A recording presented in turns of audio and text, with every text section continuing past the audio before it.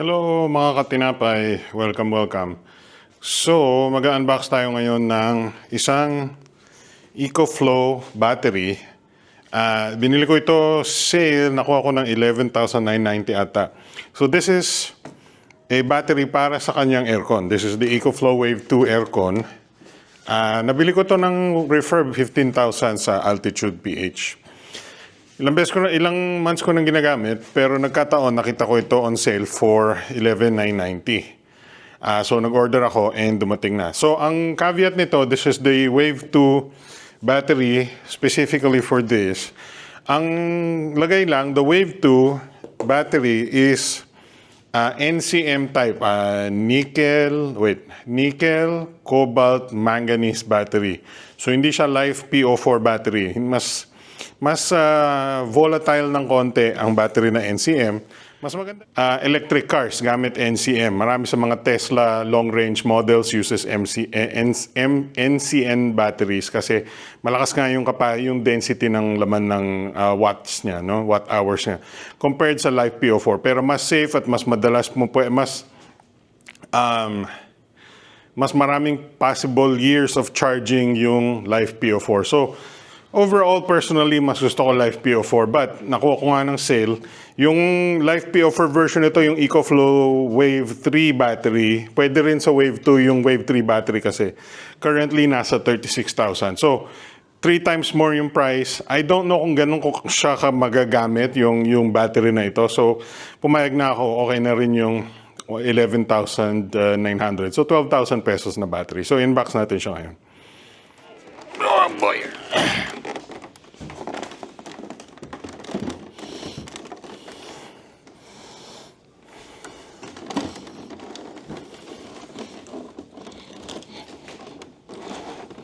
Yun lang, yung ating tatanggalin ko muna itong ating mod ng drainage. Okay. Yun, okay. Now, kailangan natin pagkabitin yung dalawang baterya. Yung aircon at yung baterya.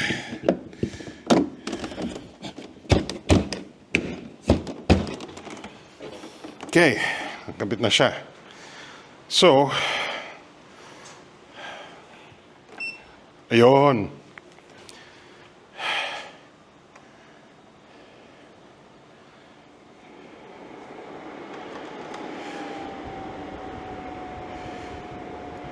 Check ko yung ating phone for the app.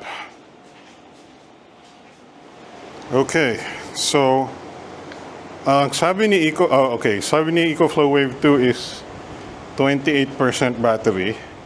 Maandar na siya. And check natin yung battery. Nag-output yung battery ng 266 watts right now, even though nag-aircon na siya. 28%. Aabot ng 1 hour yung 28%. Actually, doon, 1 hour 7 minutes ang estimation niya. Naka-target tayo ng 20 degrees, cool, maximum fan. Okay, so ngayon, nag-i-experiment tayo para gawan ng ang ingay ng pusa. Para gawan ng drainage itong EcoFlow Wave 2. Kasi, well, maraming problema yung drainage ng EcoFlow Wave 2. Hindi maganda yung pagka-design niya eh. Ginagawa ko na lang ng paraan, nilalagyan ko nitong embudo.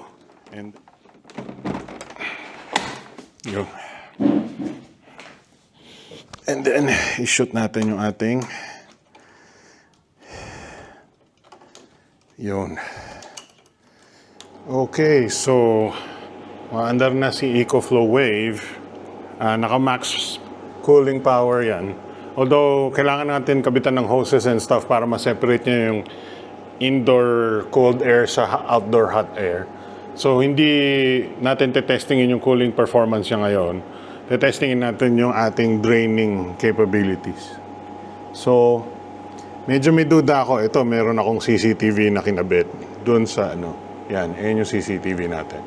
So, babantayan natin yung tulo ng ating EcoFlow Wave 2. No? Sinaksak ko na siya sa AC port. para magkarga siya. So, nilagyan ko na rin ng tuwalya sa ilalim ng EcoFlow Wave 2 at ng baterya just in case kumalat yung tubig, no? Supposedly yung baterya is IP56 ata. Sumutulo na yung tubig. Hindi siya, I think hindi siya sumunod dun sa zip tie na sinaksak natin. Sinasangga siya nung, I think, nung ating acetate. And then tumutulo siya mula sa acetate.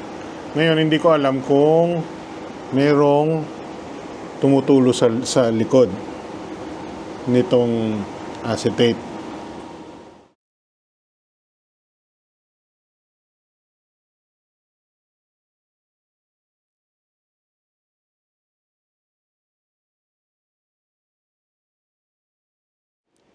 Okay, so pinatay ko muna yung aircon kasi napansin ko may nagsimula may tumutulo dito sa side dito.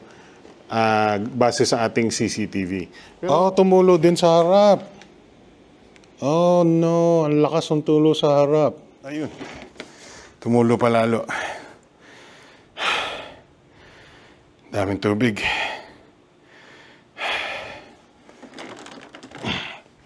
Daming tubig. Holy.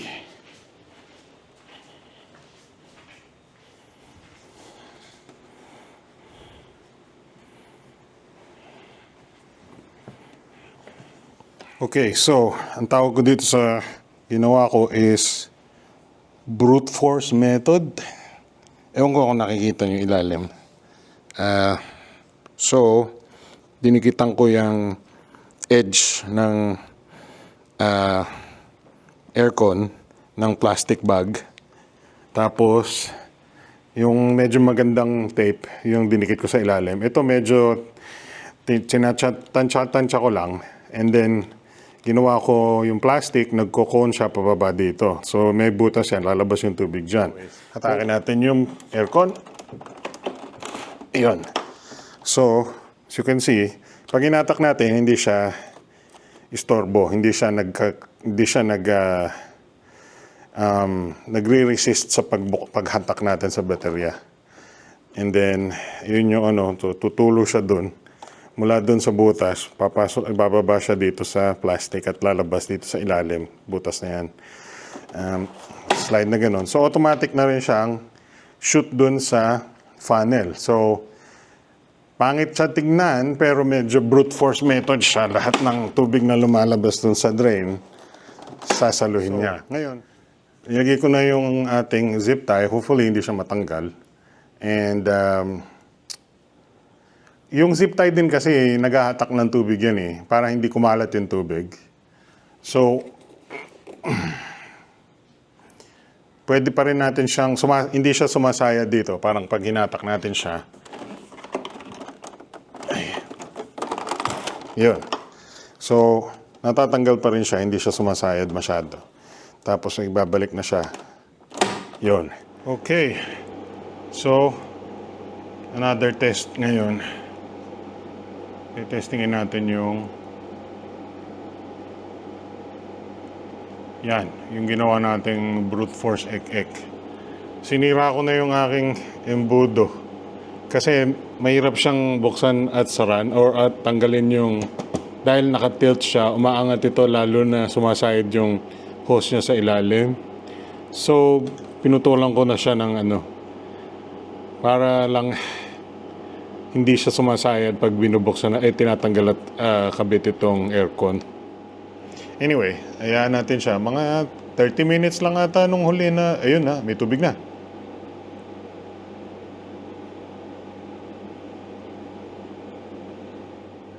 So far, so good. Antay-antay tayo. Tingnan natin kung magkakaproblema. Nakatilt na yung aircon. Nilagyan ko ng foam. Extra foam hanggang sa nasa harap siya. So nakatilt siya ng, 3 degrees, 5 degrees pabalik. So malaking tulong na rin yun pang drain. Kasi nung unang subok natin, may tubig dito eh. Lumalabas dito. Tumulo dyan.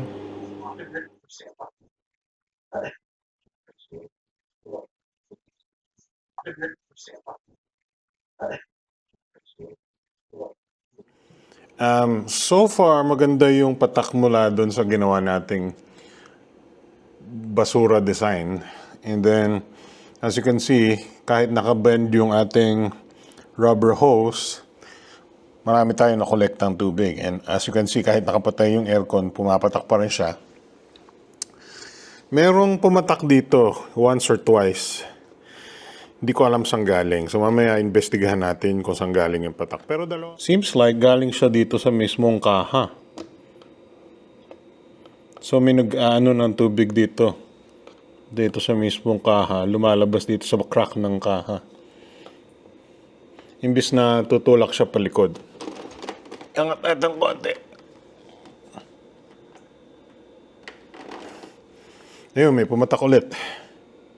So I don't know kung anong problema dito. Maybe that's fine kung konti lang yung patak. Kung perfectionist ka, susubukan mong gawan ng paraan.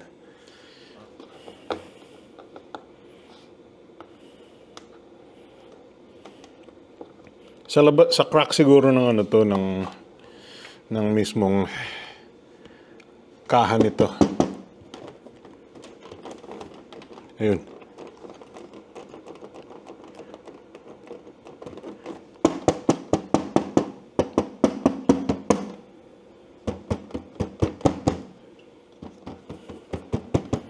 Parang hindi. Ayun, may konti. Nag-form yung tulo.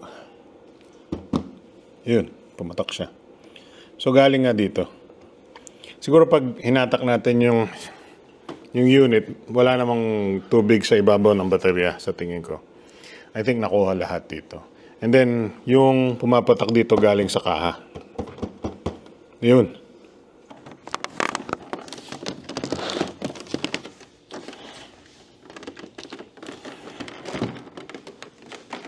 Yeah. So, as you can see, walang basa sa baterya. Bukod dun sa pumatak dito sa mismong pisngi ng baterya. Okay. Balik natin sa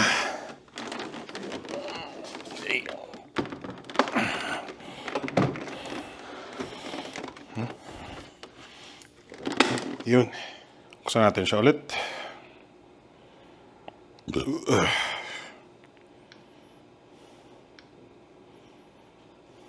Charge siya. On.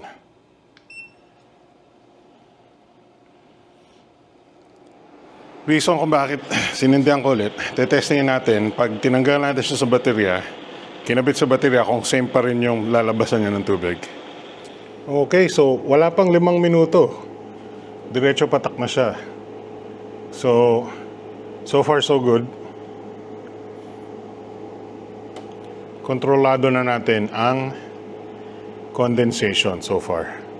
Ito lang siguro yung nag-iisang outlier. Ngayon, pwede ko na lang lagyan ng absorbent na chamois dyan or something para sigurado. Then, majority ng ating condensate napunta sa likod. So, all this to say, nag-unbox tayo nito para ikabit dito. And then, kailangan kong gawa ng paraan yung evaporate system. Dahil yung dinisenyo kong evaporate system, hindi pwede dun sa pwesto ng baterya, nagko-conflict sila. So, ngayon ginawa natin ng bagong drainage system na in-incorporate natin sa baterya at ginawa natin na pwede pa rin siyang tanggal kabit para hindi mahirap. And unless masira itong setup natin, may konting nagbabasa ng konti dito. Unless masira itong setup natin, which is very possible kapag merong naghatak-hatak ng mga dikit. Medyo reliable siya so far. So, kahit pa paano, unless masira siya, maayos ang ating condensate system. And then pwede na natin gamitin yung baterya with the aircon. So makakasave tayo ng space. Kind of. Whatever. Long story short, cross our fingers na maayos ang ating condensate system. And meron na tayong somewhat compact battery and aircon para sa tinapay. Doon na muna tayo. Alam ko mahaba itong video. Thanks for watching. See you guys next time mga katinapay. Bye-bye.